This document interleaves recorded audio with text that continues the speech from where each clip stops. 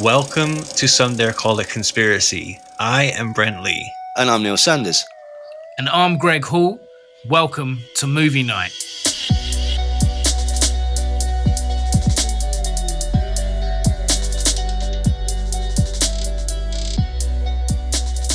Greg, you're right, mate. I'm good, man. I'm good.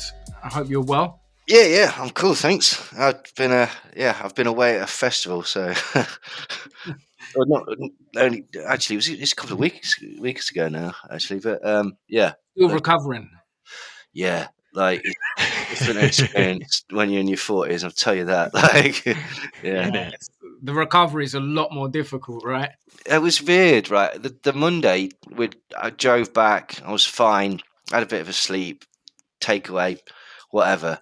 Tuesday, I woke up and I felt like I was wearing a lead apron. I was just so heavy.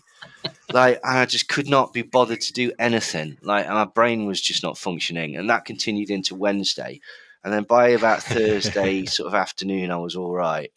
But yeah, it was harsh. It's not like your 20s. No. There was one year I did the Bloodstock, and then went to Reading. So like there was basically weekend off, weekend away, and that fucking hell, that was a ridiculous year.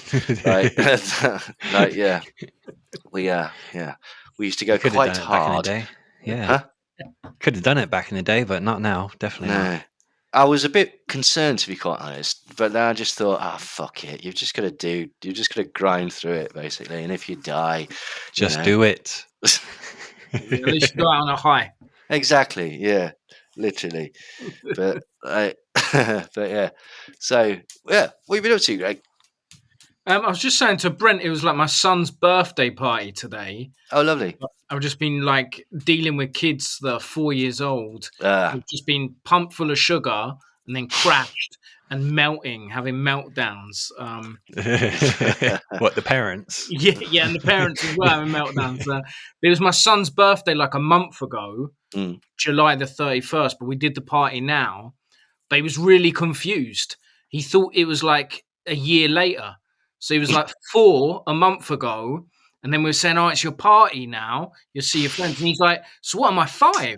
And then people like going, I'm 5 now. And we're like, no, you're still 4. And he's like, I'm 4 again? Like, so he was so I've been trying to like explain what a year is to a 4-year-old. Amazing. Yeah. Can't be quantified, really. So what have we been watching recently? I've been on a bit of a 70s kick, if I'm brutally honest. Oh, yeah? Yeah. I've just, for some reason, got into a lot of sort of 70s things. I've watched recently The Friends of Eddie Coyle, which is... brilliant soundtrack, that film. Oh, it's the whole thing's brilliant. Like, what... You know what was silly? As I was watching it, I was like, you know what this reminds me of? Because this is going to undersell it, but it's just some stuff that happens to some characters. There is a plot, obviously, but it's done in such a way that it's almost like just as like series of sort of vignettes and stuff like that. And as I'm watching it, I was thinking, you know what this reminds me of? It reminds me of that film Killing Them Softly with Brad Pitt, and it transpires that they're written by the same person. Like they're both like adapted from books, and they're just films where you can watch them again and again and again, and it's just, for some reason, it's just a really nice experience every single time.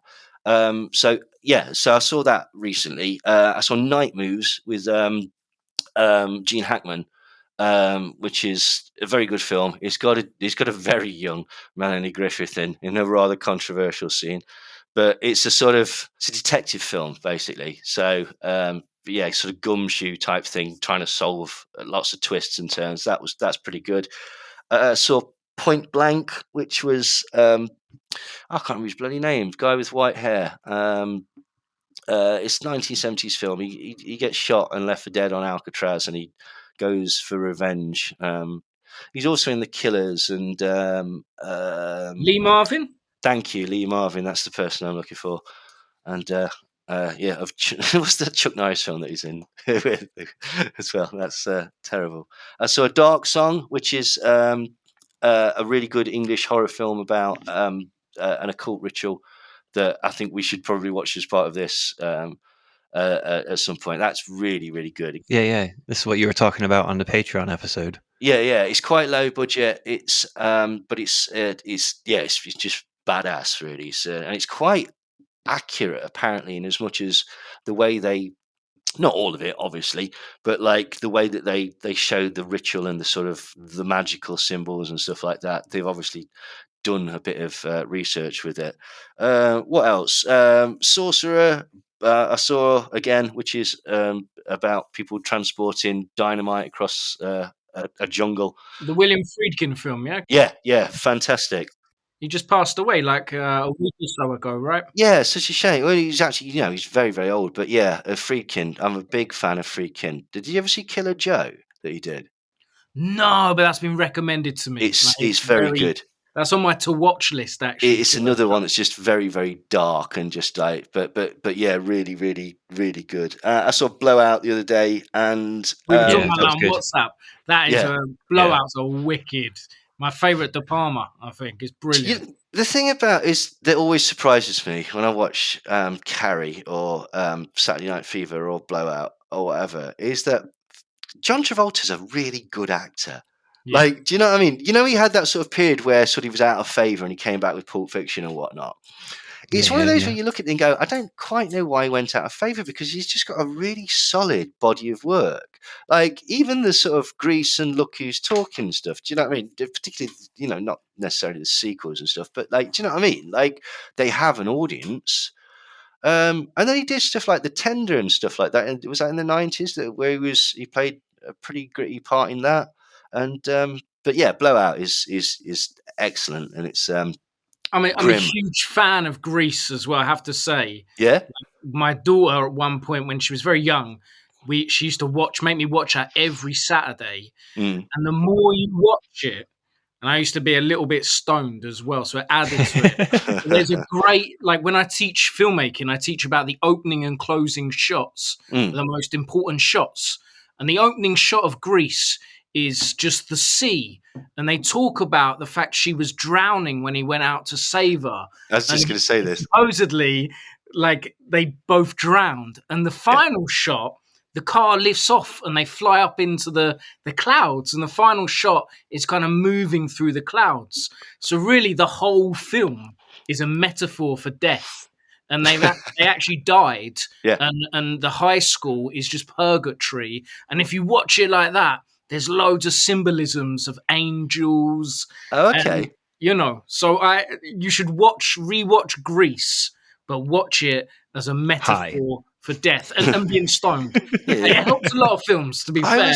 I just remember actually watching Grease when I was at school and going, oh, this is funny. Actually, this is quite funny. I'm never ever going to tell anybody that I watched it. Like,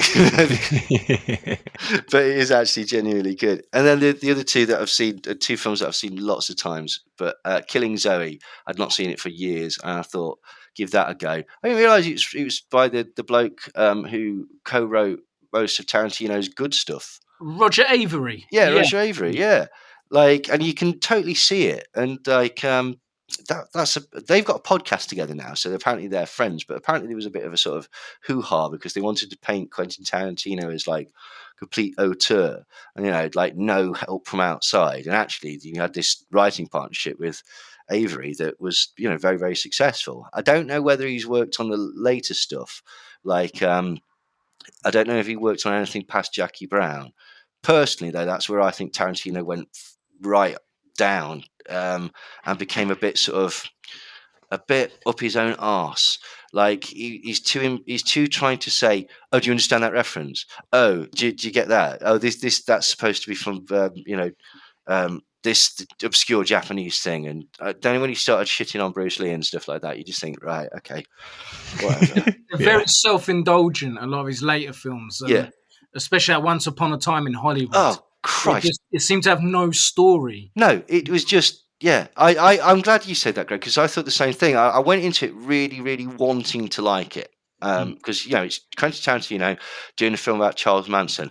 Come on. Yeah, absolutely. What's not to like, right? Yeah.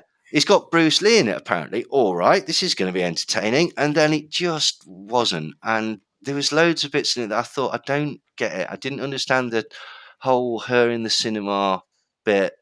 Like there was like other than to go, it's so we can look at Margot Robbie's feet, isn't it? That's it basically. And the guy's got some mad foot obsession. I don't He really has, hasn't understand. he? Yeah. Every film's like that. Yeah. But Roger Avery, there's a brilliant film, The Rules of Attraction. I don't know if you've ever seen that. I've read the book. Yeah, it's Bret Easton Ellis book, right? Yeah. In fact, I reread it recently, like, and it's brilliant. Like, it's got American Psycho.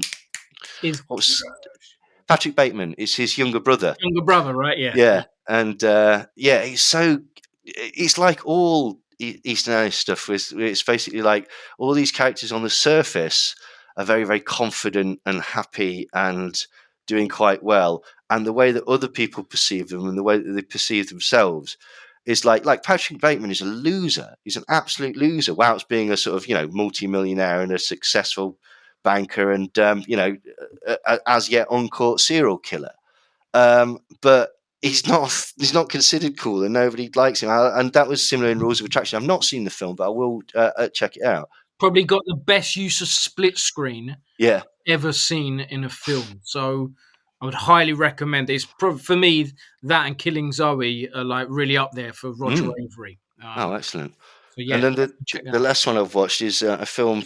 It's a documentary, right? And I absolutely love this. I'll watch it so many times. It's like a real life Spinal Tap. It's called American Movie, and it's like brilliant movie. It's about so the two good. guys to make a horror film, yeah. Yeah, Coven. Like, why don't you call it Coven? Well, that sounds stupid. That sounds like an oven. It's like, but that's how that's how you say it. And it's so quotable and just it's amazing. And like, I keep watching it. And there's so many new bits that you see and stuff. And like, there's a bit that's in the outtakes. And one of them goes, because what are you thinking, Mike? And he's like, their car's broken down. And like, they're not going to get any filming done, which is like a recurring theme. Yeah. And this is what you're thinking, Mike. And Mike goes, sometimes I really wish that I was the guitar player in AC/DC. And it's like, okay. Why? This is mostly so I won't be stood at the side of the road doing shit like this. And then it pans to Rick, who's the director, and he's going, yeah. And he's mulling it over like, is there any way that we could become the guitar player from AC/DC? Because that would solve all our problems.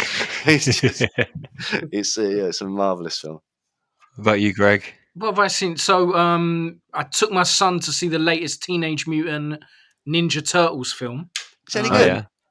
I loved it because I'm a huge Turtles fan, and I know both of you guys love hip hop. It's got a wicked soundtrack. Like the soundtrack is great.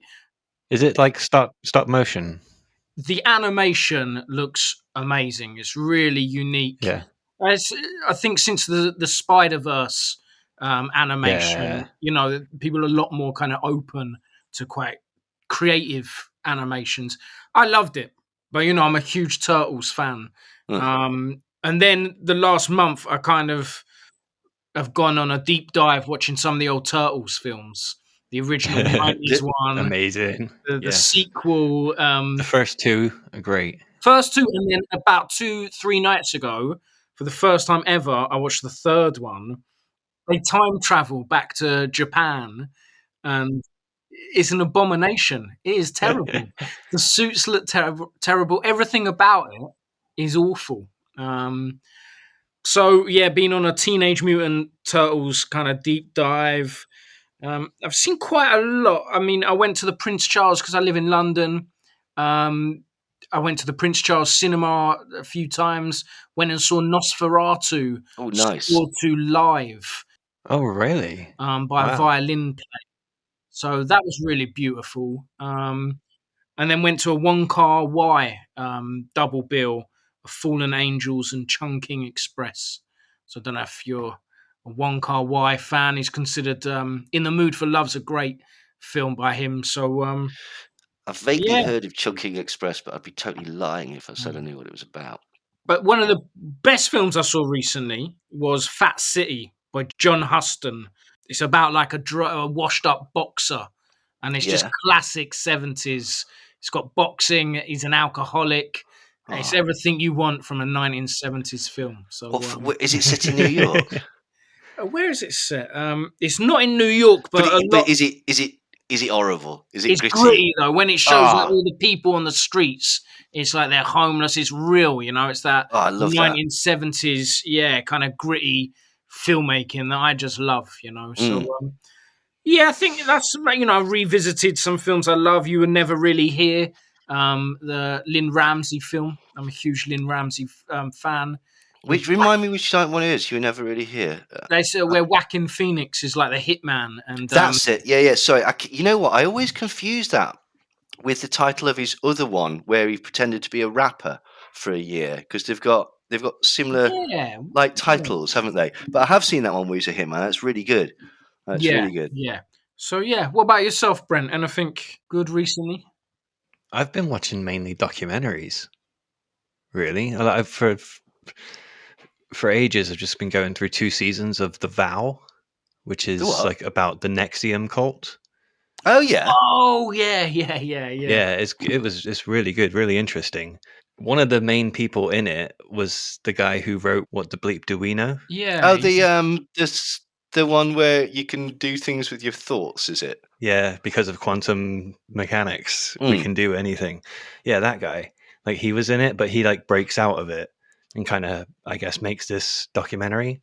Oh, he does the documentary. Yeah. Was this the cult where they were branding people, right? Yeah. There's a lady in it as well. Like, she got branded. It was like a little secret society within the cult. Yeah. They sold it as like a sorority. One of the ladies actually that broke free, she's got her own podcast with her husband, A Little Bit Culty, it's called. Cool.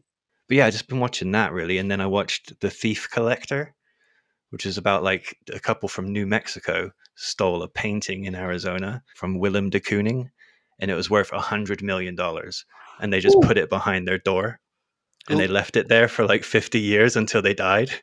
And the people who came into the estate to like take it over just found this weird painting behind the door, like Googled it and stuff, and found out about it. It's an amazing story. Why does shit like that never happen to me though? Well, to be honest though, Greg, like, if you did find 100 million, I mean, the second people, they're all right because they can go, I found it. It was nothing to do with me. Like the first people, they've got 100 million quid stuck on the door, and they're like, no one's going to buy this. Like at very best, I could probably take it down to like a pawn shop and get like 200 quid for it or something like that. It's a bit like roadkill. The rule where if you hit it, you can't take it away, but the person driving behind you, they can do it. Like, I didn't know there was rules to roadkill. Yeah. It's to stop you. Clearly, this is how you've been surviving. Yeah, absolutely. I've got a mate who's really bad at driving. I just follow him around, muck about with his sat nav and send him down country lanes. But yeah, so like it's the similar sort of thing, isn't it? If you I didn't steal it, but it's in my house. That's like, well, the people that found it wanted to put it straight back into the museum there because it was like that's what they important said, piece. Brent. Like, come on, It did. It's good, very very cool documentary because like you kind of have like I don't know sympathy for the thieves because it is kind of a victimless crime. They didn't steal it for money; they just stole it because they loved it. Oh, really? And they just put it behind the door and just left it there because they loved it. Then I watched the Banksy Job. Great doc. Yeah, that's so funny. I love the way it's done. It's so creative. And because I was teaching documentary filmmaking and actually showed that, and is that documentary fake? Like, there's a lot of suggestions or a lot of theories. I mean, it's interesting we talk conspiracy theories. I mean, that documentary itself is a conspiracy theory of whether he took what's the main guy in it? His name, Mr. AK-47. That's it. Yeah, and it's like whether. Is the whole thing absolutely fabricated by Banksy as like a fuck you to the art world, which we wouldn't put it past Banksy, right? No, I don't think it is actually. No, watching it, I think that AK-47 dude is like genuine, and like Banksy probably don't like him for what he did for stealing his thunder. Did either of you go to Dismaland Banksy's exhibition. No, I'd have loved to though. Yeah, I went. That was badass. It was cool. Did you go? Yeah. How did you manage to get tickets? It sort of like went like that, didn't it? Yeah, my partner's sister got us all tickets. Got all four, Oh, like the four of marvellous. us tickets, and we went down there because we're just in Bristol, so it's like a Weston-super-Mare. Oh, was it? That was another reason as well. Yeah, because it was bloody miles away from me. I have been to Yeah. Weston-super-Mare actually once. You know, at the end of the pier, there's one of the original Trotter three-wheeled vans. Like, Oh, is there? yeah, I love stuff like that. I sat there, just going, look, it's the car. Like, till my girlfriend got really bored. Amazing. And then the only like film pretty much that I've watched in the last month, I think, is Manchurian Candidate, the updated one. Oh yeah, I watched the original one a couple of weeks ago, actually. Yeah. If you get the original pressing of the Manchurian Candidate when it was released on Blu-ray by Arrow Films, for the first like however many couple of thousand releases, it had an essay from me in it. It was a bit strange actually, because it was about mind control and stuff like that. Because there's all sorts of little bits, and then the booklet there's a bloke from Oxford, I think, talking about how there's no evidence that mind control exists. It's all nonsense. It's all hoo-ha. And then a couple of pages later, there's like a 20-page essay that I've done going, well, there's this evidence, and there's this evidence, and there's this evidence, and of course this was admitted to, and this blah, blah, blah, blah, blah, and whatnot. But apparently it's not on. I've been desperately trying to get another copy of it, and I can't find one, basically. I've got one, my mum's got one, and that's it, I think. Amazing. Brilliant. Yeah, I like the new one. Or not the new one, but the one with Denzel, by Jonathan Demme. It's good. I think I have seen it, but I think I watched it bitching at it all the way through. Going, fuck off, you're not Frank Sinatra. I'd never seen the original. Ah, yeah. My mate Bushy, he's mates. My mate Luke, his older brother Dan, they're friends, and he forced me literally like, you're sitting down and you're watching this. I'm like, fuck's sake, Bushy, all right. He knew his stuff. He'd show me that the Rolling Stones were good. He'd show me that the Beach Boys were good. He's a dead witty guy, and he's one of these people like, yeah, all right, he does know his shit. But I really don't want to watch a black and white film with Frank Sinatra in it. and Angela, it's not just that. Angela Lansbury's in it as well. Oh, fuck, Right, marvelous. She's wicked, yeah. Yeah, the connection, the Mind Control Manson connection with Angela Lansbury. She died recently. Her daughter Deirdre, or Dee Dee, who was 14 at the time and addicted to heroin. She wanted to travel around with Charlie and the group. She was friends with I can't remember her name. She's friends with the pretty one with the short brown hair that later turned out to be a right neo-Nazi. Anyway, I digress. The point is that Angela Lansbury wrote a note in case she was stopped by the police. It was a permission note from her saying, my daughter has permission to travel around with Mr. Manson and his church ministries. Wow. No way. Yeah. And also Peter, the son, also knocked about with the Manson family as well. And just before the murders, she had a bit of a falling out with, it was Brenda, I think was the girl that she was friends with. She had a bit of a falling out with them. Here's a bit of a thing. At a party at Cielo Drive, where supposedly Manson had never been, but he'd been there loads of times because he was friends with Terry Melcher and he knew Sharon through parties at Elvis's house and stuff like that. But basically, Angela Lansbury got the two kids and moved them to Ireland just before the murders happened. Not because of Charlie or anything like that, because they were both really strung out on heroin and she needed to get them clean. And so she figured out if we just take them to somewhere where hopefully they won't know anybody, then it'll work. But yeah, that was Angela Lansbury. That is a bonkers connection between the Manchurian Candidate, yourself, Neil, and Charlie Manson. Amazing. Well, this is the guy who wrote two books on mind control and one book on Charlie Manson. Yeah, that's me. Yeah. So, yeah. Which you can get if you sign up to our Patreon. Yes, you can. SomeDareCallItConspiracy.com. Exactly. See, look at that. Brilliant. Nice. Right. Okay. Spoilers upcoming. We're going to talk about a film that the three of us have watched. It's available now on Netflix. You should pause it now if you haven't seen it. Go watch it because we're going to ruin the hell out of it.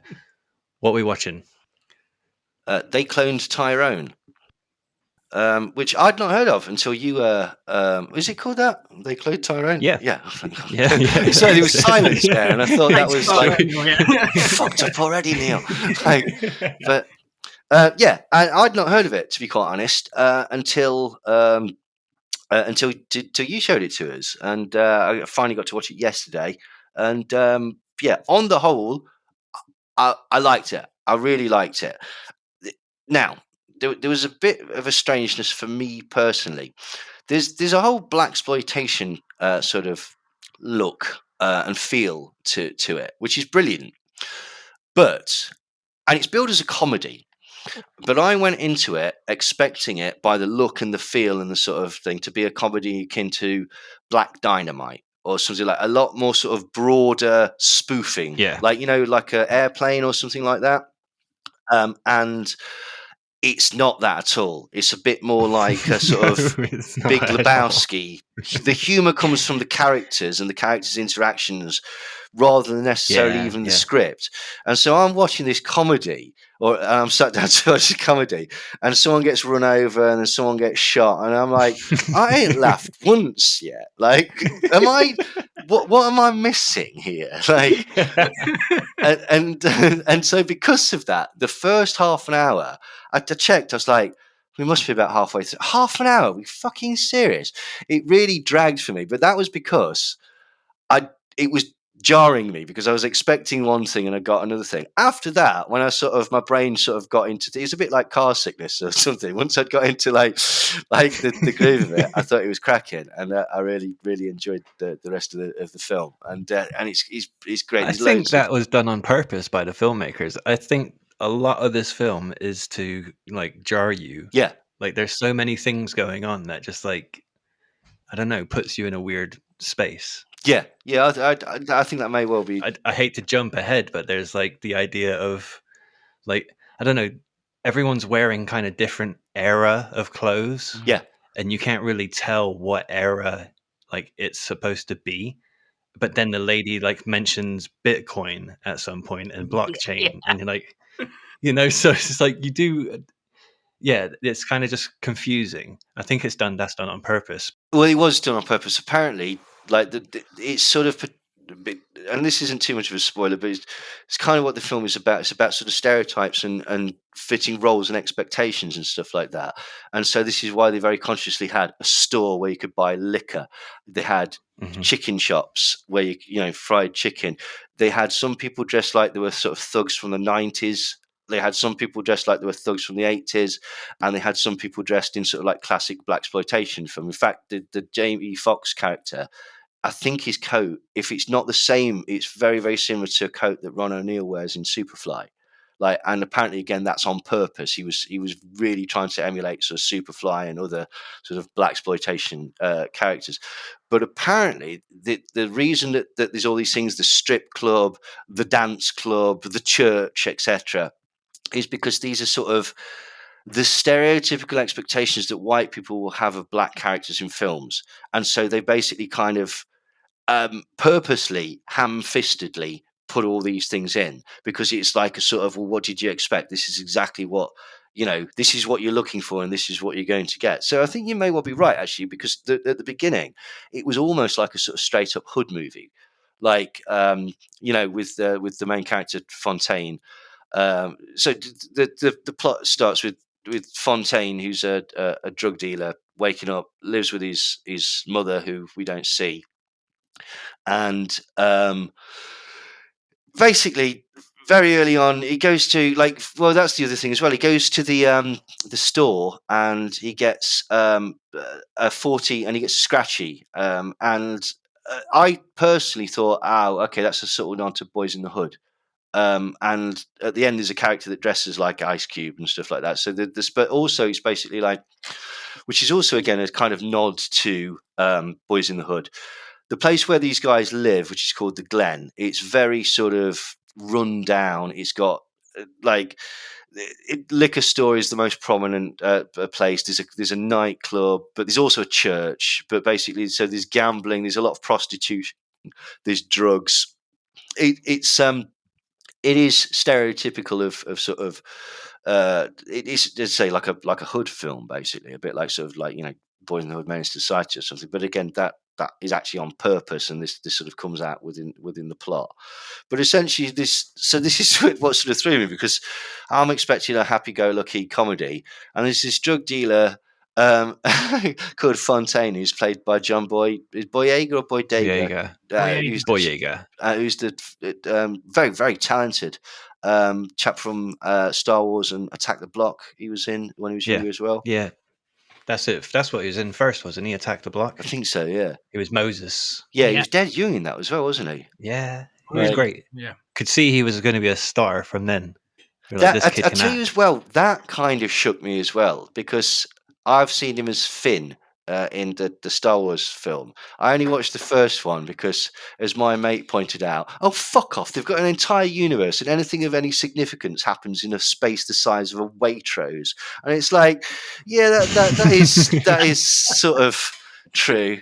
But anyway, so him playing like a really rugged character, it jarred me at first, but I think that's a testament again to how good he is at selling that role and how good he is at the actor, because it was almost like, you're not being yourself, Finn, what's up, like, you know, which is my problem really.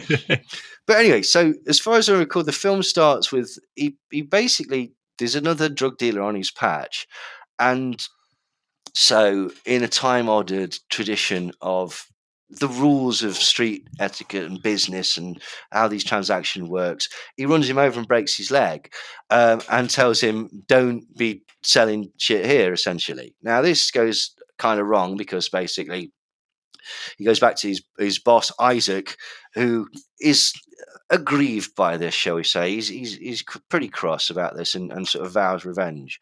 So in the meantime, Fontaine has got to go and get some money from this pimp called Slick Charles, who's played brilliantly by Jamie Foxx. Jamie Foxx. Yeah, amazing. He reminded me very much of the pimp named Slickback character from the Boondocks, who's played by, oh Christ, what's the comedian's name? It just drops out of my head. Who's the comedian that plays a pimp named Slickback? I just thought it was very stereotypical comedy pimp. It was brilliant. I thought it was really like, good. Like Cat Williams and How Thank High you. That's who I'm looking. That's Cat Williams. Cat Williams plays a pimp called a pimp named Slickback, and you've got to say the whole thing because it's like a Tribe Called Quest. Like, so you can't call him Slickback. That's funny. I got Tribe Called Quest in my notes. Have you? So I thought that John Boyega looks like he's from the 90s, like he's in Far Side, Lost Boys, or Tribe Called Quest. Yeah. He's got the Das FX big sort of body coat thing on, isn't he? Like, yeah, that's a fair point actually. Again, because like you were talking about, like it's got like the blaxploitation theme, so it's got the 70s blaxploitation sort of films, and then it's got like the 90s hood films, very much as so, well, like kind of marrying those together. Yeah, you could tell that from their clothes. Yeah, you know what? I'd not actually made that connection, but yeah, you're dead right. There is they've used all of those, haven't they? I'd not made the connection to the 90s sort of stuff, but yeah, I think you're dead right. So anyway, Slick Charles is falling out with his main prostitute, who's a girl called Yo-Yo, and she's brilliant in it as well. Those three, their chemistry and the way they bounce off each other, fantastic. Yeah. It is really good. And she's been in loads of stuff that I should have seen but haven't seen. She's in Mad Men apparently, and various things that have done very, very well. Because if I'm brutally honest, I'd never really heard of her. But like, Teyonah Parris. Yeah. And but she was astonishingly good, like really, really carried it. Like, you know, and Jamie Foxx is like, I mean, I don't think Jamie Foxx is a very, very good actor. He won the Oscar, didn't he, for crying out loud? Like, but I thought she definitely held her own. Like, I thought those three, just as an ensemble, were really, really good.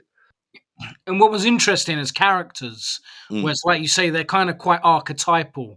You have the drug dealer, the pimp, and the prostitute, right? It's like you couldn't find more archetypal kind of black American underclass characters. Yeah, I think. Well, this is the thing, Greg. I think he's very, very consciously playing with expectations as Yeah. well. They're like, I mean, to a degree, like there was a time when certain. I mean, it's still there's still a thing with black women, like that they don't get offered sort of major roles and stuff like that. And there's always this thing where it's like if Denzel or whatever, it's like. Can we get somebody not quite as black? Can we get Ava Mendez in? Can we get someone like? And she did loads of films where she plays the sort of hood wife. Because let's not fuck about, Hollywood's a bit racist. Well, America's a bit racist, isn't it? Let's be honest. Like, well, the world's a bit racist, but there's worsening degrees, basically. But interesting, America, because for me this was a film almost about America in a way, that America is founded on like the extermination of the Native Americans, the capturing and enslavement of Africans to build the country. So it's founded on racism, but also for me, America was founded on paranoia. The pilgrims fleeing over from Europe.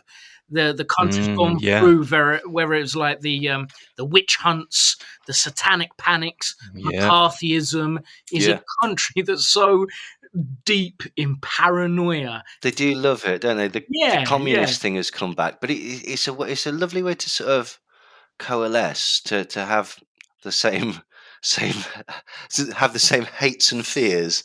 Like we can all come together and we might have little differences, but we know what we're terrified of, and it's mostly communism, which is just not really a thing anymore. Like somebody I read something today, and it was like a stupid one of these, again, outrage farming things in the Daily Mail, talking about what you can and can't take into Reading. And some of the rules on the website are a bit vague. Reading Festival, not Reading the thing, Reading Festival. And it's like, and one of them was you can't take any clothing that could be considered cultural appropriation. And it's like, okay, I kind of see what they're getting at. I assume they're talking about sort of like Native American headdresses. But where do you stop? I mean, could you wear a sombrero? Like, I mean, I don't know. It's silly and vague. It's one of these things where, do you know what? It's not important. No one's getting kicked out for it. It's just them trying to sort of like, we should probably put something so that if anybody asks us, we can say we tried. Like, but somebody in the comments went, well, it's simple, isn't it? It's communism. And I was like, which always reminds me of like the Buford T. Justice thing. It's just communism, plain and simple. Like, but I was like, it's not communism, is it? It's a multi-corporational music festival that is designed to sell crap music to teenagers. Like, it's like, and everybody there is very, very wealthy. No one gives a shit about anybody else until about maybe about 11:30 when the drugs start kicking in. Like, and like,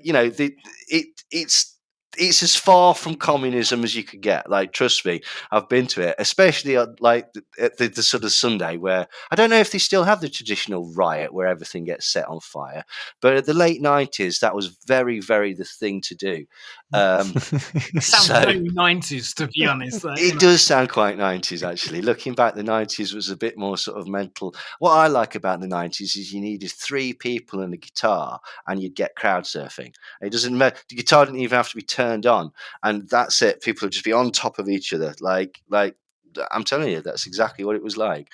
I've seen crowd surfing at like the most like silly concerts, like pop bands and stuff like that, just because there was a guitar, and it's like, right, that's it. Come on, we can crowd surf. Like 5, yeah, wicked. Why not? To POW, well, they've definitely got a guitar. Come on, someone lift me up. Brilliant.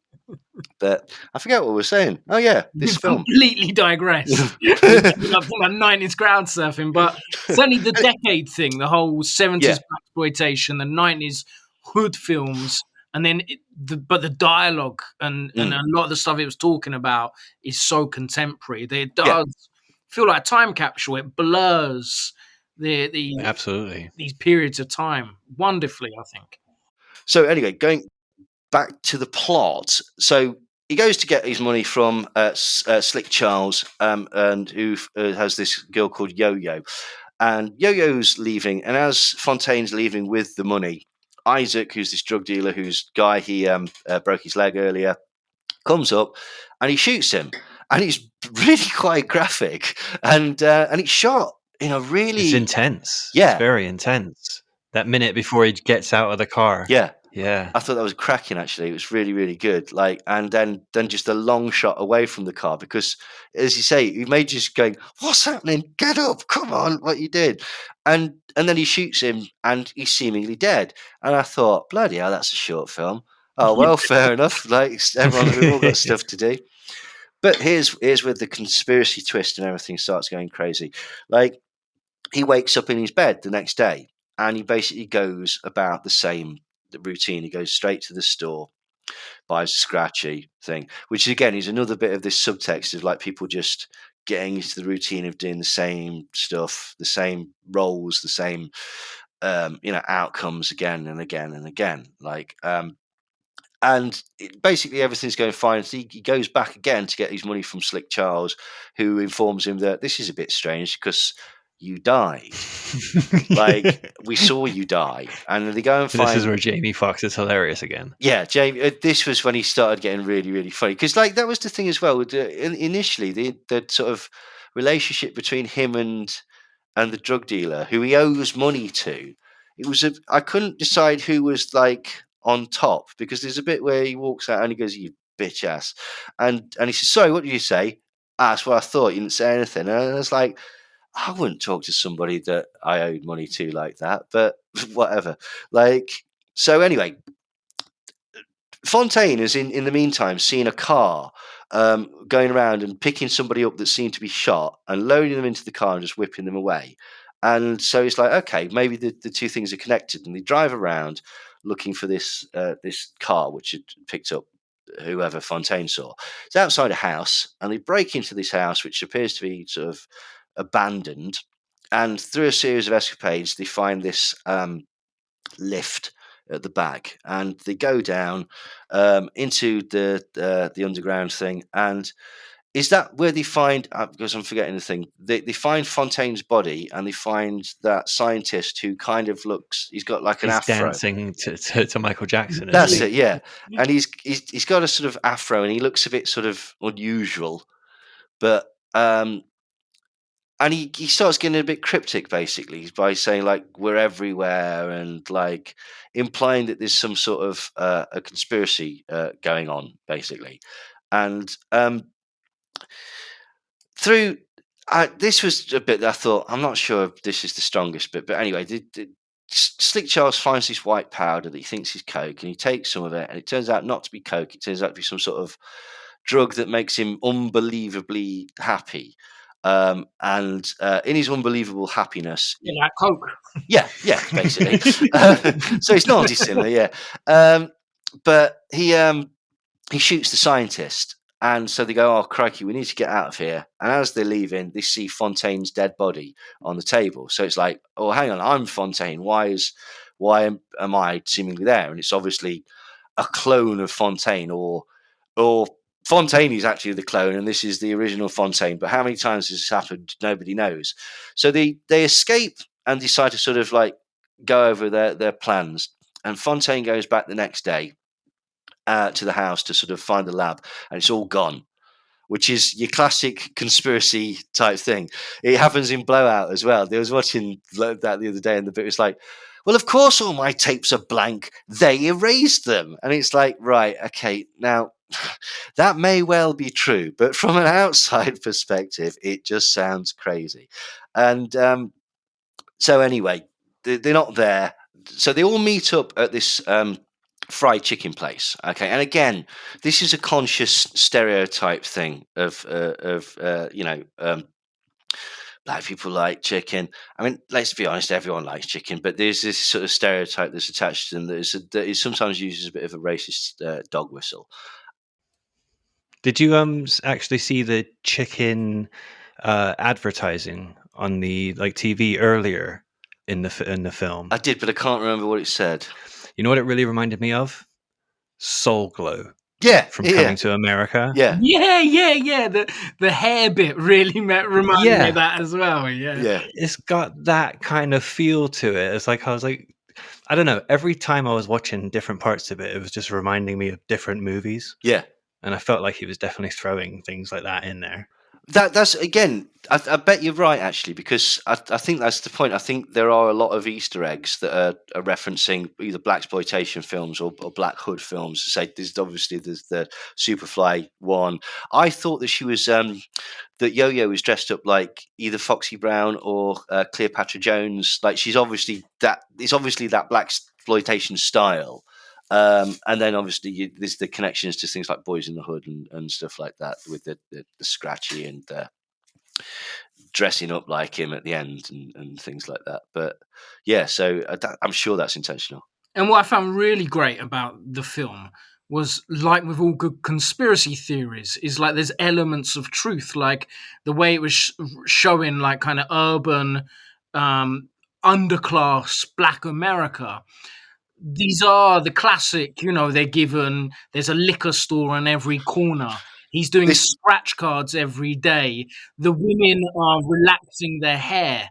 It's all those kind of classic cliches when we talk about how poor urban communities in America are kind of run down.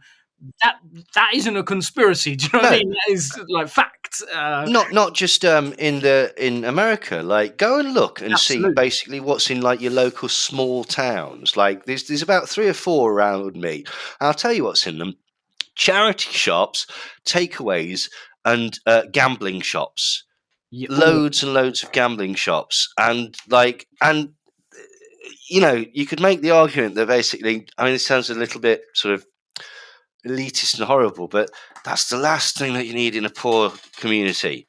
Like, because the opportunity to just rinse your money and stuff like that is the thing. People are entitled to do whatever they want, but again, communist. This is it. I can't deny it. I knew that picture would come back to haunt me. The Furious, I can't remember his second name, but the Lawrence Fishburne guy, character in Boys in the Hood, is the very same thing. Talks about the fact that this is why there's a liquor store down there. Now, here's the thing, right, Greg?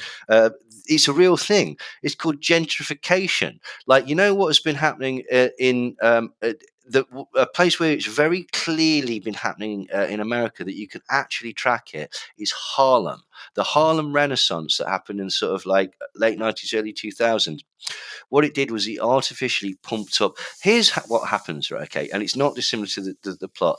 You move people in, you get people addicted to drugs, you lower the sort of morale and the property price in an area, and then you come in, you do it up, once you've got people investing money, you get more police and more security and stuff like that. So you move away the sort of troubled people down the road, but then all that's left is luxury buildings that you need to fill with people that can pay for those luxury buildings. And here's another interesting thing that we will kind of come on to sort of expand on this a bit more. But one of the sort of the reasons that places like Harlem was particularly a mess was because of Frank Lucas, the drug kingpin. I think Denzel plays him, I'm sure, in the whatever that one is. American Gangster. Thank you, that's the one. Right now, heavy film with Russell Crowe. Yeah, and Idris Elba in a minor role as well. I think he gets his head blown off right at the beginning. But there's certain elements. They don't touch on all of it, but there are certain elements to that case that make you go, huh. For example, he was transporting heroin in the body cavities of dead Vietnam soldiers. I think they touch on that in the film, but basically, this is it's one of these things where, sometimes the American government have been involved with sort of bringing in drugs to America. There's a certain degree of that with Frank Lucas. He seemingly sort of got away with a lot of stuff. And again, they do allude to that in the film at the end, where he says, now in a minute, some bloke's going to come in here and they're going to tell you to go away and I'm going to walk out and you're not going to know why. And you're probably never going to find out why. But that's what's going to happen. And this was a thing that with certain characters throughout America's illustrious history, there's just a lot of times where basically this is the thing. Control people with like a sort of bread and circuses idea. Give them, I mean, it's the Orwellian thing, like give them drink and give them gambling, and they just won't be concerned with other things. But use that to make money for wealthy people through the sort of gentrification of places like Harlem, and I'm sure that's happening in loads of boroughs in London, and I'm sure it's happening basically loads of places. London is, you know, you guys have seen my Chester P documentary. Yeah, exactly. Which kind of explores gentrification. And one of my friends, Martin, who was involved in protesting against the poor doors in East London, rather than gentrification, he calls it the Manhattanization. Which I always found really fascinating. And, you know, we're talking about like 90s hip hop as well. And like, you know, the New York rappers. This film made me think about when Mos Def spoke about how like every barber believed like 9/11 was an inside job within his communities. It very, very, very much made me think about that 90s New York where I think Giuliani was like mayor and gentrification. It was kind of like New York had gone through that poor stage of where punk and the 70s and the 80s, it was kind of going through the 90s where the poor communities were being squeezed, and it was just on that cusp of bringing the much kind of richer class to you know, push the poor people out. So again, it's like how the film uses things, even like the churches, the gospel church, and music itself. You know, Yeah. I'm sure you guys know the classic conspiracy about the letter of like record execs meeting and planning hip hop to kind of destroy the kind of inner city community. And I think it's even in the film, right? They're picking what song makes people more violent and stuff, right? Yeah, totally. Yeah. And as well, like the very first line of the movie is that Tupac's still alive. Yeah. And Michael Jackson's been cloned as well. That was the other one, isn't it? But again, right, there's an element of truth to that, right? This is why people sing sea shanties, because you get that. Or a better example is probably getting your rage tape on when you're going down to the gym or whatever. Like, do you know what I mean? Like, you've got to get your pump mix or whatever. Some songs will make you instantly sad. Some songs, like, here's one that that's why they have music on phone lines when you're waiting, because it alters your perception of time. And the same with lifts, because basically it makes it artificially seem like the lift is faster, essentially. But here's the big one, right? Is supermarkets. You know why they play music in supermarkets? It's because your brain has a finite bandwidth of information that it can take in. And if the supermarket can use certain techniques, like, here's music, so we've filled this bit of your brain. Here's a load of bright colours and like stars and things saying offer, offer, offer. That's filled a bit of your brain. Here's a load of impulse purchase stuff. That's filled a bit of your brain. So when it comes down to your actual critical thinking, you've not got any. And before you know it, you go, trifle. Must have trifle. And combine that with certain other things, like for example in a supermarket, do you know why they have tiled floors and stuff like that, as opposed to it's the grit on it slows your trolley down, so you have to walk. Yeah, there's all sorts of things. There's I can't remember what the effect is called, but like the reason that IKEA and certain shopping centres like one-way system. They're all confusing, because again, it messes with your head. If you don't know where you are and you're lost, your critical thinking goes down. So basically then all of a sudden you might go, oh, that stool's lovely, brilliant, I'll buy it.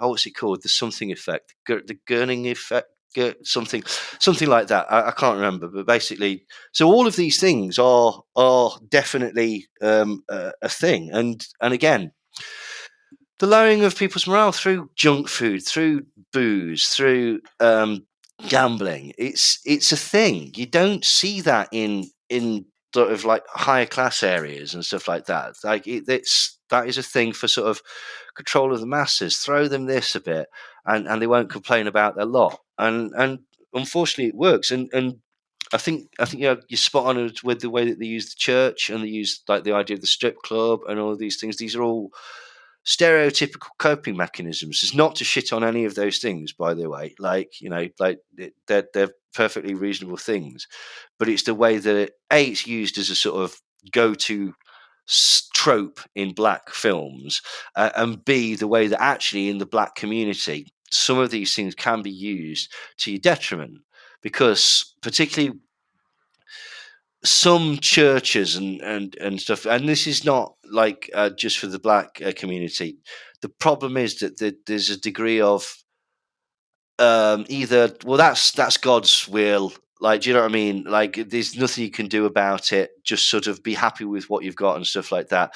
Which for some people is fabulous and is the best advice, and for other people, it basically somehow cuts off these opportunities that they might have had to sort of, expand their horizons and stuff like that. So, yeah, totally. They kind of, a lot of churches, like, they promote happy apathy. yes, perfect. We're made as co-creators. Mm. That's what God says in the very beginning. You are here as co-creators. So create, go and do stuff, make a change in the world. Don't sit there and be apathetic and like wait for him to come or anything like that. Go and do something. Yeah. Change the world. Totally. Yeah. So anyway, they're eating this chicken, and again, they're finding that it's they take the satire of exactly what we've just said and just mash it, turn it up to 11. It makes them hysterically happy, and they figure out that basically that whatever that chemical was that they found in the lab, that's in grape drink and hair straightener and various other things. I thought that was quite clever. So they mentioned the grape drink. I think that's a reference to a Dave Chappelle skit where he says, growing up as a black child, I didn't know what juice was. I only knew what drink was. And when my white friend would offer me grape juice, I'd say, I'll have some drink. I'll have some grape drink. And he does a whole sort of skit on it. So I took it to be that. And obviously, he's obviously still playing off the stereotype of, of it anyway. But yeah. And this is introducing the idea that basically, like, they're experimenting on black people, and or even that they're sort of drugging people. And again, this isn't a million miles away from the truth. Like, if you want to look at sort of examples of experimenting on black people, the very obvious one is the Tuskegee experiment, where about 400 men were purposely infected with syphilis, and then just weren't told about it, and just allowed the infection to sort of take hold, and to the point where it was fatal for over 100 of them. And by the time and the medicine existed, they could have helped these people, but they just felt that it was more beneficial to science, to see what would happen. They just let it run loose, didn't they? Yeah, totally. There was also, like, Lexington, Kentucky, when they were doing MK Ultra experiments. They were doing a lot of sort of pretty nasty experiments on specifically black heroin addicts who were in this mental hospital, because essentially they couldn't really get anywhere. And so again, that's another example of experimentation with regards to drugs. I mean, for crying out loud, like, there's numerous things with the famous one is probably Danilo Blandon, who's the Nicaraguan who was connected to the Contras and was selling cocaine to people like, and this is the music connection as well, Freeway Ricky Ross, who was basically one of the main distributors of crack cocaine through Los Angeles, and to Harry O.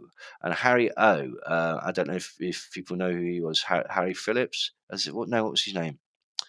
Can't remember. Harry O. Anyway, he was the money behind Death Row Records. And also this ties into, like, and he was a sort of major drug dealer. And there's various other sort of things that are connected to that sort of thing. There was a suggestion that the CIA put money into certain hip hop magazines to promote the East Coast West Coast beef between Death Row and other people, and also to encourage the promotion of gang symbolism, the use of red clothes to symbolize affiliation to the Blood Gang by people like Suge Knight and stuff like that. And there's numerous of things. I mean, it was Gary Webb, the journalist, and his Dark Alliance series that uncovered the fact that these major drug dealers were connected to the Contras, and this money was basically, the profit was being used to fight the war, basically, against communists in Nicaragua. That was a massive scandal that involved everyone right up to President Reagan. And if he hadn't have got ill, he might have got into bother for that. There's a good film about the Gary Webb story with Jeremy Renner. I think it's called like Shoot the Messenger. Oh, I didn't know that. Yeah, let me just find out again. Just to say why you look that up, the subtles, as we're talking about kind of social control and how everything around us is kind of thought through and considered, is very much like filmmaking. Like great directing to me is like great control over the visuals and sound. And it's the details, like Brent, you mentioned earlier, the advert. I don't know if you guys picked up the Aldous Huxley reference in this. Yeah. Soma. Soma drink. Yeah. That's in like is it the food mart? Like you see it around, and I thought that was a brilliant kind of nod. It says keep them smiling, and it's a drink. Yeah. And the other one that was on the thing was the jazz cigarettes, which is, it's just jazz cigarettes, and it's obviously like a reference to weed and stuff like that. And then again, this is one of those sort of like areas where it's like, yeah, like this might be slightly hypocritical, but sometimes weed can be a bit too much for you. Like, yeah, and the name of the liquor store was Got Dranks. Got Dranks, yeah. The film, by the way, was called Kill the Messenger. Oh, right, okay, I'll check that out. Jeremy Renner, and it's the story of Gary Webb. It's pretty good. But again, like, the American government dealing drugs as well, or being involved in the sort of promotion of drugs is not new. It goes back to the 60s with the mafia, and like it's vaguely connected to the sort of overthrow of Batista and stuff in Cuba. It's it's what they like. It was what they do. Like there's Barry Seal as well, was the pilot who was bringing drugs in for the CIA, and a lot of this was confirmed by who was the chap? Michael Rupert. Is that how you pronounce his name? The cop that I think so. that basically blew the whistle and says, "Yeah, no, this is exactly what we've been doing. Like this is the thing." So again, all of these themes are brought in. Danilo Blandon, by the way, ended up working for the DEA, like after he was found to have brought all these drugs in, and Freeway Ricky Ross went to prison.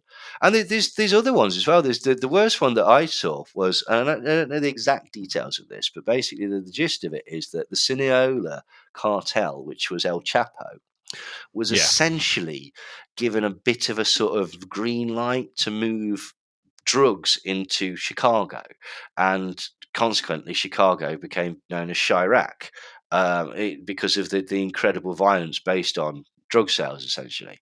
Now, he was given that, or given leniency that allowed drugs to move into Chicago in exchange for ratting out other cartels and stuff like that. But there's something very strange about the Sinaloa cartel and the Los Zetas and various other cartels. It looks very much like some of these have had training or guidance from people that you wouldn't expect, like the CIA and certain people that are connected to Mossad and stuff like that. So again, these things are not. These are actual real conspiracies that do happen, and some of it might sound a bit sort of like over the top, but it absolutely does. You could even get into the Tupac stuff, that he was being set up by the FBI and stuff, but that's probably for another time. That's its own episode. Yeah, or just using drugs to destroy music. There's a lot of theories about that, about the New York Dolls being used to sort of quell punk through the introduction of heroin, through Nancy Spungen and stuff like that, useful idiots, like, because the counter to that is they couldn't tie their own shoelaces. Like, how are they going to bring down like a social movement? It's like, I don't think they even knew, like, but do you know what I mean? But and then there's this similar sort of accusations made about Courtney Love and Kurt Cobain, and Courtney Love's backstory is fascinating, shall we say? So yeah, so again, these things do happen, or certainly the conspiracies are out there. But so anyway, so they figure out that this drug is in all these different things, and this was a nice touch. The old drunk guy outside the front, where he's almost like he's got a sort of inside track to the conspirators, and I thought that was a callback to They Live. The preacher that keeps coming in on the TV channel. which I thought was I thought was a really really nice sort of thing. So what happens after that? They go to the church, don't they? And they figure out that basically there's something very, very strange going. Oh no, we've missed a bit.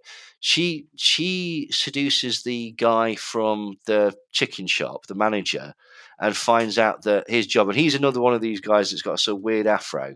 And they find like a bank of monitors and find out that he's almost like a security guard. He's monitoring all the citizens of the Glen to.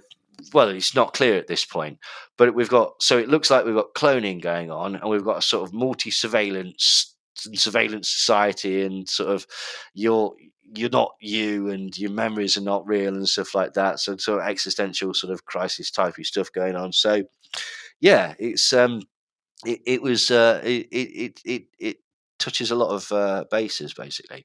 So I'm struggling to remember what happens now. So they go to I remember, they go to the church, and then they go into the laboratory again, don't they? And they find all the different clones. So there's lots of versions of all three characters, and lots of versions of all their friends and stuff like that.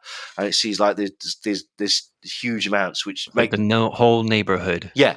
So it basically makes them question, well, which version am I? How many times have I been there, and what? And they have a bit of a crisis, and they run out through a nightclub. And again, the DJ uses this music to hypnotize the whole crowd and get them to basically attack the three characters.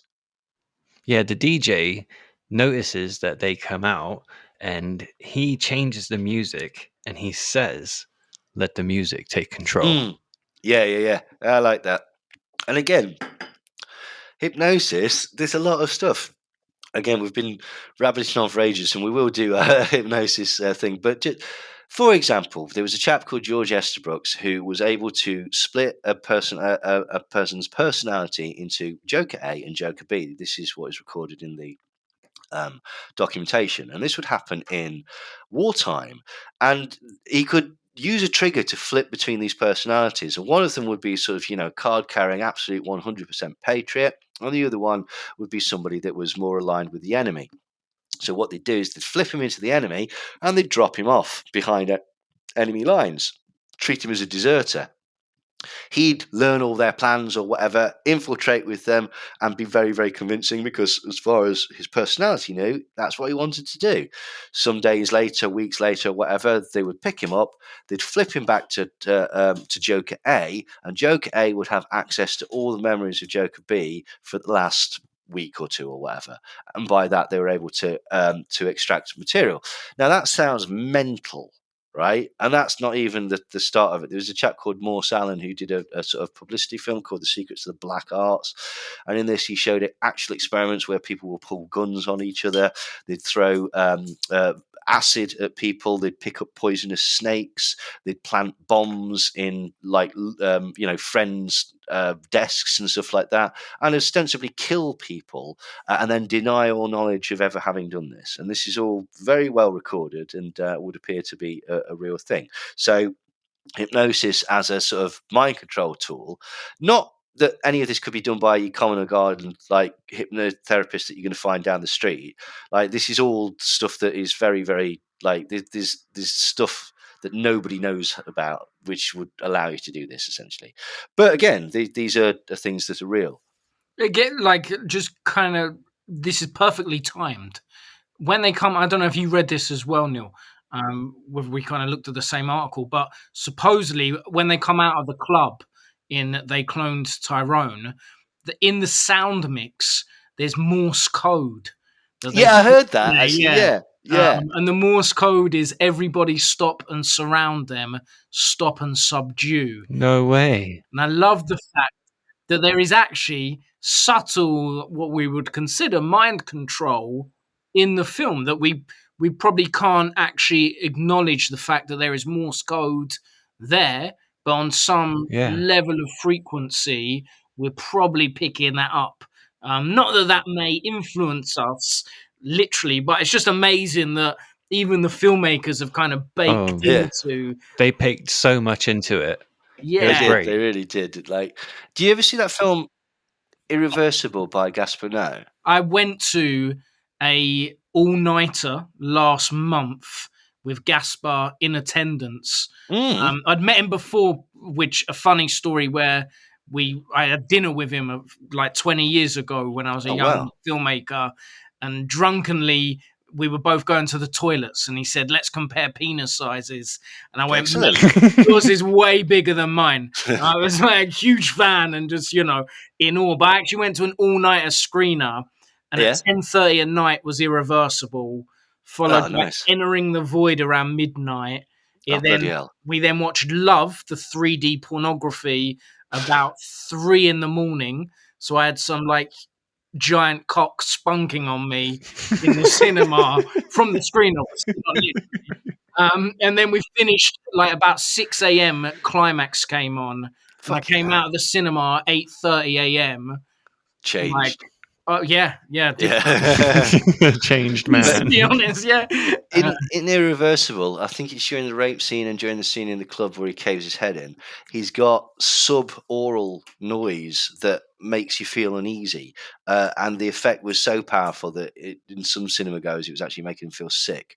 So, again, this is a thing that can be done. Perhaps not, if you watch Irreversible, you're not going to turn on people and try and attack them in the streets. But again, I don't think Irreversible even needed that level to kind of turn you off those scenes. Halfway through the sort of main assault scene, there's a guy that turns up in the back just for a brief second and walks away. He wasn't an extra. He was just some random stranger that walked on. And so it begs the question, or raises the question, did he see the camera crew, or did he just see the assault and go, I don't want no parts of that at all? And it's horrible, isn't it, really? But so anyway, what happens? Oh yeah, they bump into Kiefer Sutherland, who's chewing the scenery like a right good one. He's brilliant. I thought he was dead good. He was obviously, his name's Nixon, which is obviously but he's doing his proper good old boy accent and stuff like that. And he was, I thought he was great. And they basically, this is the plot. All of these people have been given roles. They're being constantly cloned, and the point is that they make these little black neighborhoods horrible so that white people don't go there. And if white people don't go there, they can basically experiment with impunity on black people, which is a very sort of, again, clever sort of the out of sight, out of mind, the sort of do you know what I mean? The sort of casual racism of let them kill each other over there, whatever they're doing, just put them in wherever, put them in the towers in Bow and let them get on with it or whatever. That sort of, again, and that's not come from any of the civilian population. This has come from town planning and sort of older attitudes of racism, which has spilled into problems of poverty, social deprivation, sort of a real sort of bitterness against the establishment and against systems, and then a lack of actual sort of funding or infrastructure to help people get out of these situations, basically. So again, it's a very clever, very layered film. I get the impression it's one of these films. When I first watched it, at times I thought, that's a bit of the cocaine sort of drug. I thought that's a bit of an easy thing. Not the greatest writing. The way it wound up right at the end, I thought, nah. But I think it's one of those that the more you watch it, the more you're going to be, there'll be things that make you forgive that. And also there's going to be a lot more that you missed, basically. I don't know. I think the drug thing does play in well into the conspiracy lore, because it was very similar to the idea of fluoride. That they say in conspiracy land, of how Hitler put it in the concentration camps to keep people subdued, and that's why they're putting it in the water for everyone else. Because there's a point where even Fontaine's friend tells him, "Hey man, you're tripping. You need a glass of water." The doctor always tells me to drink some water, and we're made of 82% water, and so obviously I feel better. And I was just this is the fluoride. So I do think it actually kind of it plays into the conspiracy lore. So I feel like it belongs in the story. No, that's a fair point. Yeah, okay, fair enough. The whole film made me think of the whole fluoride in the water kind of conspiracy. And that is the film is that in some respects, right? Totally. There's even a scene with chemtrails. Is there?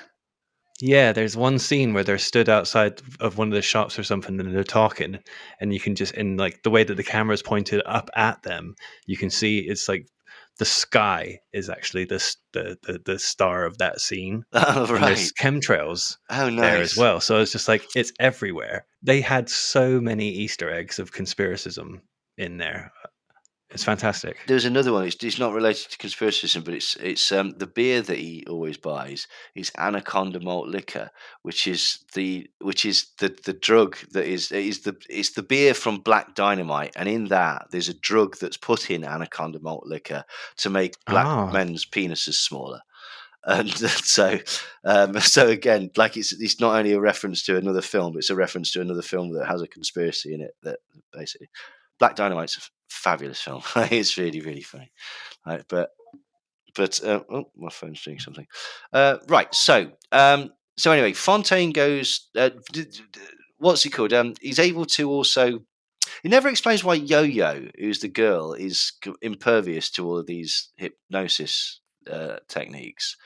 Except potentially they later do later. with the hair thing. Is that it? Because she's just not taking it in. But surely she's drinking the drinks. No. He says it is this scene actually with Keith Sutherland, Yeah. where he gets Fontaine to put the gun in his Yeah, mouth. yeah. And he says to Yo-Yo, the reason why you're not affected is because you are just a hoe. You Oh, are not a clone or anything special like this. We just use you. You're just a hoe. oh, right. Well, I missed that.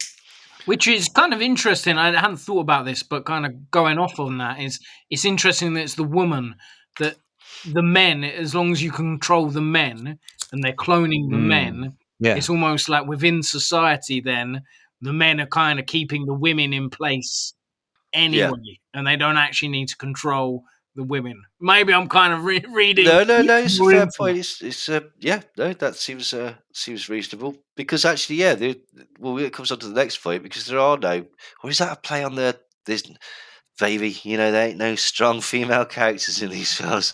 Like, Yeah. is it that? Because like obviously, then the next thing is he goes home. Kiefer Sutherland basically tells him, "Look, you've uncovered the conspiracy. Forget about it. Best thing for you, just forget about it. Otherwise, we'll kill you." Like, and like, Yeah. which is again, he's funny, but he goes home and he needs to speak to his mom, who's always been behind her bedroom door, and he breaks in and discovers that basically she's not there. It's just a sort of tape recorder thing. So his entire existence is sort of is fake, and yeah, it's to me as well. That was kind of. I mean, I know it's not it's real in the film, but it's that wiping of people's personality. Like with Bob Lazar and stuff, where it's like you never worked at MIT, you never went to this school, Yeah. like, and just the sort of general sense of paranoia. So. Right, so what happens after that? So, that was it. Yo-Yo decides that she wants to continue sort of like investigating, doesn't she? And she sort of mucks about and ends up getting caught. So Fontaine and Slick Charles, they sort of get together with Isaac, who's the drug dealer, the rival drug dealer, and they concoct a plan where it makes it look like Fontaine's been killed, so he's picked up and taken to the lab to be cloned. And then but he's not. And it allows them to kidnap his clone, and then through a series of sort of escapades, the long and short is they rally the community, tell them about the secret underground laboratory, and they go there and try and liberate all the sort of the clones, and they get into a big fight, and Thing dies. Eventually, Kiefer Sutherland dies, and Fontaine meets the sort of architect of the whole thing, and it turns out that the architect of this whole plan was him. So the original him, who is now an old man.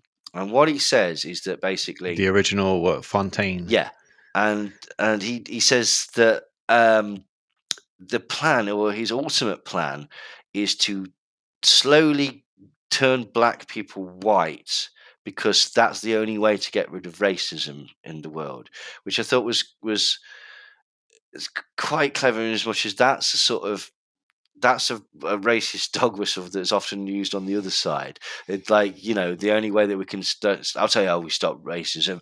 We kick them all out. We send them all back. Rah, rah, rah, rah, rah. And it also, again, feeds into the fascist idea that we've been talking about previously, that the sort of community is an organism, and that certain outsiders or certain differences are construed as a disease on that organism that drag it down. And if you can purge the organism of these things, then you can basically make it better. But he says that this is to do with his younger brother, who was killed in a racist incident, and this so affected him that basically he wants to this is his ultimate crazy plan. And so they're cloning people and they're mind controlling them, and they're using that so that they can do their experiments, which is eventually to turn all black people white. And that's where the white guys with the afros, the guy that was in the lab, and the guy that was running the chicken store come from. They're obviously the sort of the prototypes or early sort of versions of these new white people that everyone is going to be, which is really weird, because it's kind of, and I don't know whether he's done this on purpose. I'll give him the benefit of the doubt and say that he has. That it reminded me of two things: the Great Replacement theory, but backwards. Because in this case, they are literally replacing people, and the erroneous thought that of the Kalergi plan, where everybody thinks that Kalergi wanted to make this sort of mongrel race, essentially, where basically everything was mashed together, and there was no black, there was no white, there was no Jewish, there was no African, there was nothing. This was just going to be this sort of an amalgamation of everything, and people misread Kalergi and say that was his plan, and they missed the bit where he says just before that's what he hopes never ever happens. And they also missed the bit where he talks about being a white supremacist and using Africans who he believed to be not human beings as literal slave labor to build Europe. And the Coudenhove Award, the organization that puts out the award that's named in his theory, that people also think is about sullying white Europe, they have a thing on their website that states openly that they want to build a wall around the edges of Europe, kick out all the Muslims, and keep it as a white Christian state.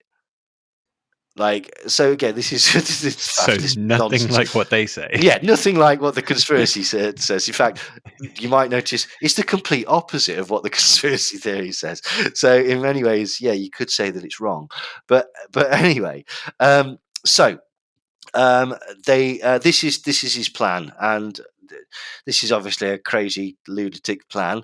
And Fontaine's not having it, and he uses the secret trigger word that Thing had used before. And Chester, was his name Chester? I think it was the clone of Fontaine, who's the bodyguard for Old Fontaine, shoots Old Fontaine, and then basically that's kind of the end. They decide that the three of them are going to leave and go to Memphis. And they're going to, which I'm sure has probably got some sort of cultural reference in America that we're missing, to do with blues music or something like that. But anyway, they decide that they're going to go to Memphis and do mysteries like Nancy Drew, and because they think that basically if this has happened here, it could happen anywhere. And I think that's what we were speaking about at the beginning. That's the sort of metaphor for, you don't have to be these things that white people, rich people tell you. You have the power to write your own story and to escape these things, not to misunderstand how hard that is, and not to sort of downplay, like, these systems are set up to make you fail, and they're set up to make you struggle, and they're not there to help you in any way and to sort of like better society. They're there to sort of keep people quiet, essentially.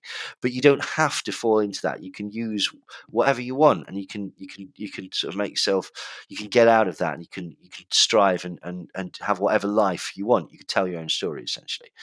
But then it cuts to Los Angeles, and there's a fabulous bit which is obviously mimicking the start to Friday, but then this character who's called Tyrone, who's clearly a Crip gangster, he gets up, but after doing the Craig from Friday bit, he does the exact same routine as Fontaine. He goes to the store, he gets a drink, gives a bit of a drink to the alcoholic guy, does his scratchy, gets some weed, goes round to his mate's house, and they're all sat there smoking, watching telly, and having a drink.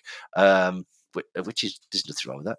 But anyway, on the television, they then see all these clones who have escaped and are all naked. And one of them obviously looks like Fontaine, so he looks like Tyrone. And his mates turn to him and go, "Ain't that you, Tyrone?"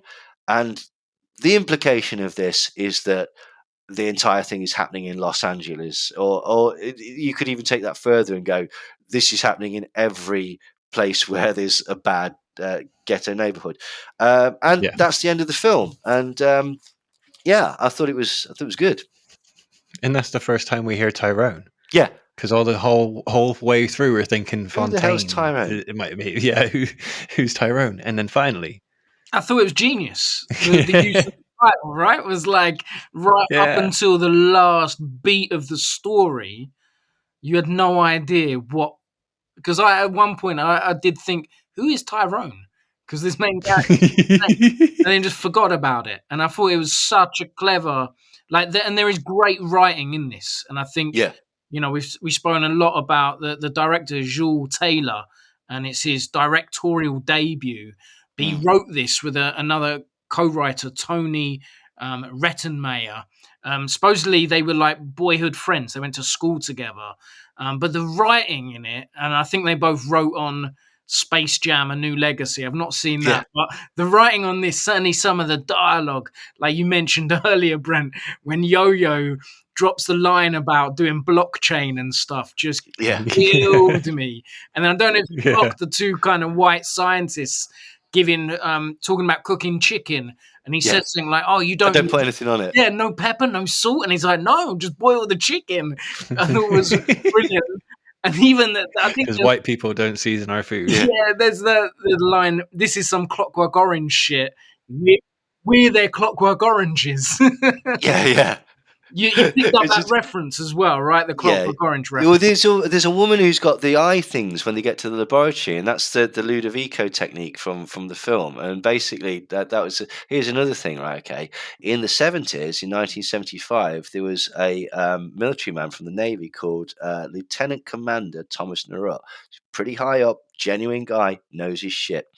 And he mistakenly got a message that the Navy were declassifying a load of secret projects. Now, he didn't know which one, and the memo basically was pertinent to only a couple.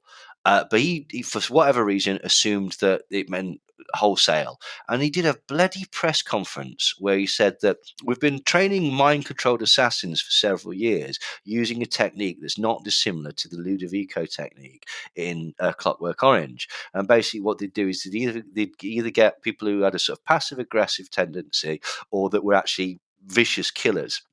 And they'd put them in front of a video and show them increasingly violent films to desensitize them and also to fill them with rage. And then he says, he didn't elaborate, but he says that these can be programmed and triggered at will, and they're at sort of 60 naval bases across the world right now.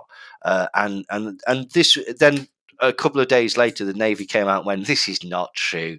They just did a blanket denial and said that he'd spoken out of his brief or something like that. But again, this is one of those sort of weird things where it kind of goes in. There was a line that Slick Charles said at one point. He says, what was it he said? Conspiracies. Yeah, I know conspiracies. The man 9/11 Tuskegee.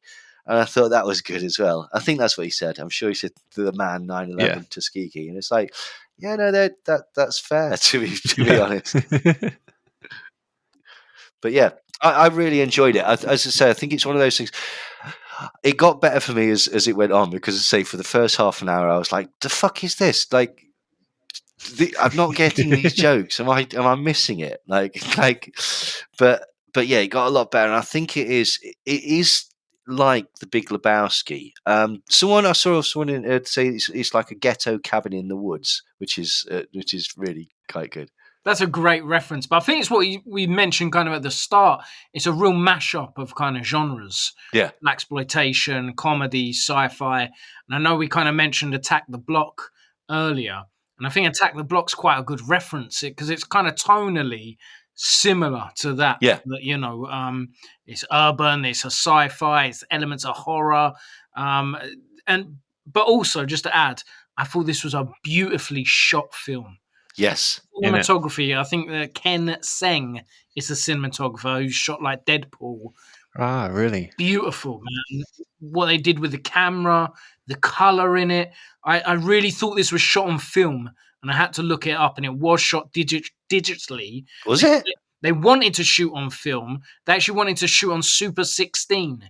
Yeah. Which is weird, which is kind of, again, a nod to 60s and 70s filmmaking. But they said Netflix just laughed at them and went, no way. So they shot it digitally, but I don't know the technique, but they then put it onto film. And I think it looked like there's some sort of like filter or something. Grain, yeah, the grain on it looks like film. But the color in it is beautifully shot, man. It was a work of art. I felt the way it was shot. So, I loved it. I wanted to read to you guys some of the reviews on Letterboxd, just to some very short ones. Yeah, go for it. Someone described this as Black Mirror. Which I thought that was brilliant. Another person said the biggest conspiracy was all those scratch cards he bought and never won. I thought that's genius. Yeah. Another person said, the only time I've ever heard anyone talk positively about Hollow Man. Yeah, that was nice. Kevin Bacon. Who are you, Kevin Bacon? Which kept coming up and was a lovely moment with Keith Sutherland as well when they bring up Kevin Bacon. Yeah. Who do you think you are, Kevin Bacon? Someone said this is like drinking an ice-cold glass of water in the vast desert of Netflix garbage. That seems fair. Which is beautiful. And then the last one I was going to read to you guys, which is someone just put, I'm pretty sure this was a documentary. That's a reference to Roddy Piper and They Live. Roddy Piper made a joke or a quip at a press conference saying it was a documentary, it wasn't a film, about They Live, and people take that very seriously in certain circles. Amazing.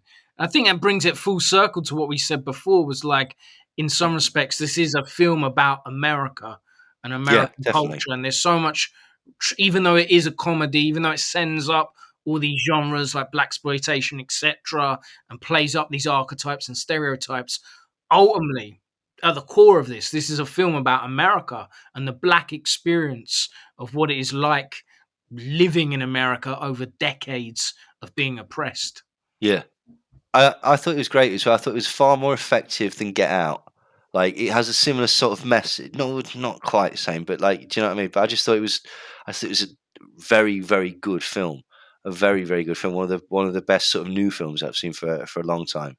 And Jamie Foxx as well.